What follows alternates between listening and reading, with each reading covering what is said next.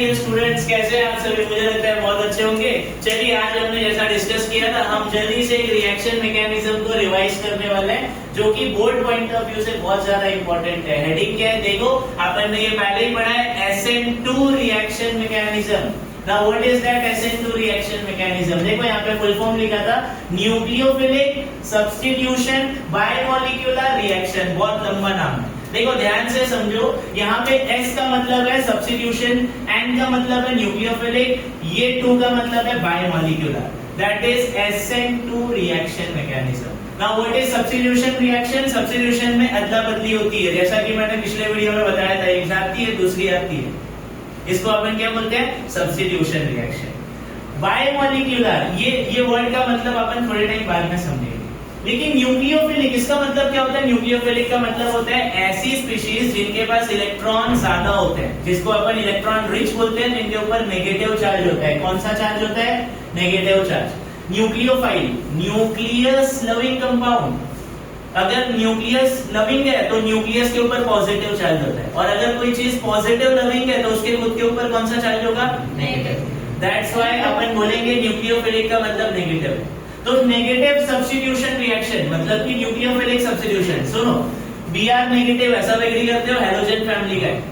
KOH में OH negative है, सही बात है। तो न्यूक्लियोफिलिक सब्स्टिट्यूशन का मतलब एक नेगेटिव जाएगा, दूसरा नेगेटिव आएगा। That is nucleophilic substitution reaction. इस रिएक्शन में तुम देख सकते हो CH3Br दैट इज ब्रोमोमीथेन का जो ब्रोमो ग्रुप है Br, वो OH से रिप्लेस हो रहा है। देखो यहाँ पे प्रोडक्ट में Br की जगह क्या आ गया? OH, और Br जो है वो K के साथ जुड़ करके KBr बना के साइड हो गया।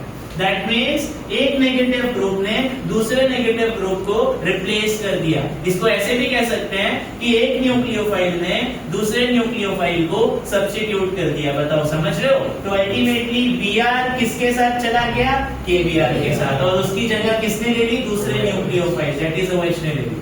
ठीक है, चलो रिएक्शन मैकेनिज्म पे जरा जाते हैं। उससे पहले देखो, chemistry is a kind of corrupted subject. एक तो रिएक्शन मैकेनिज्म बहुत सारे कॉम्प्लेक्स है, तो एक काम करते हैं, स्टोरी के बिहाफ पे जल्दी जल्दी पढ़ेंगे। एक था राजा, एक थी रानी, दोनों मर गए, खत्म कहानी।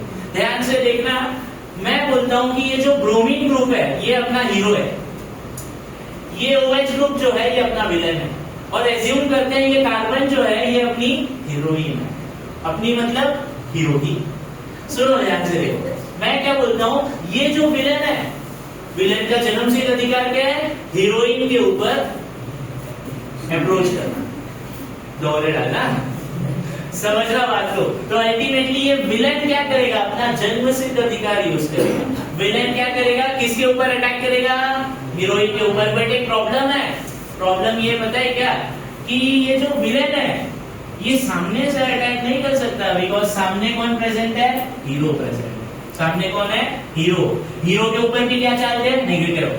विलन के ऊपर भी क्या चार्ज है? Negative. Same charges repel each other, yes और नो? इधर पे उसको कहेंगे नेगेटिव नेगेटिव रिपल्शन, यस और no?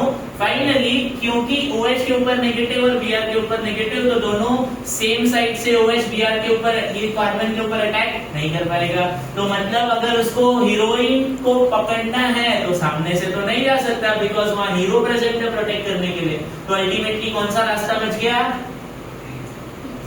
Back side attack. SN2 के अंदर एक न्यूक्लियोफाइल ग्रुप अटैक करता है, बट कहां से करता है? फ्रंट साइड अटैकिंग होती है क्या? नहीं, बैक साइड अटैकिंग होती है। बैक साइड अटैकिंग क्यों? क्योंकि front side attacking is repulsive, सामने से रिपल्शन होता है सेम न्यूक्लियोफाइल ग्रुप के बीच में। दैट्स व्हाई अटैकिंग कहां से होती है? पीछे से, और पीछे से विलेन हीरोइन के ऊपर दोहरे डालना स्टार्ट करेगा। अब देखो यार, पहले से ही हीरो और हीरोइन की बॉन्ड ना बहुत स्ट्रांग है, तो एक बार में बॉन्ड टूट जाएगी क्या? नहीं, धीरे धीरे आहिस्ता आहिस्ता बॉन्ड को तोड़ना पड़ेगा। तो क्या होता है, स्टार्टिंग में OH आ करके हीरोइन से हाथ मिलाएगा, बातचीत करेगा, हेलो हाय करेगा, फिर बाद में काम की बात करेगा। अल्टीमेटली यहाँ पे तुम देख सकते हो, जैसे ही OH पीछे से आकर के अटैक किया, एक इंटरमीडिएट बना। इंटरमीडिएट में हीरोइन एक अजीब सी कश्मकश से गुजर रही है, उसको समझ में नहीं आ रहा है कि किसके साथ रुका जाए। देखो यहाँ पे तुम देख सकते हो, ये चालू OH माइनस, ये धीरे धीरे CBr के बीच का बॉन्ड वीक बना रहे हैं। देखो ना, ये C और Br के बीच का बॉन्ड धीरे धीरे लाइट हो रहा है, टूट रहा है। तो यहाँ पे बॉन्ड एक साइड से टूट रहा है और दूसरे साइड से OH के साथ बॉन्ड स्ट्रॉन्ग हो रहा है।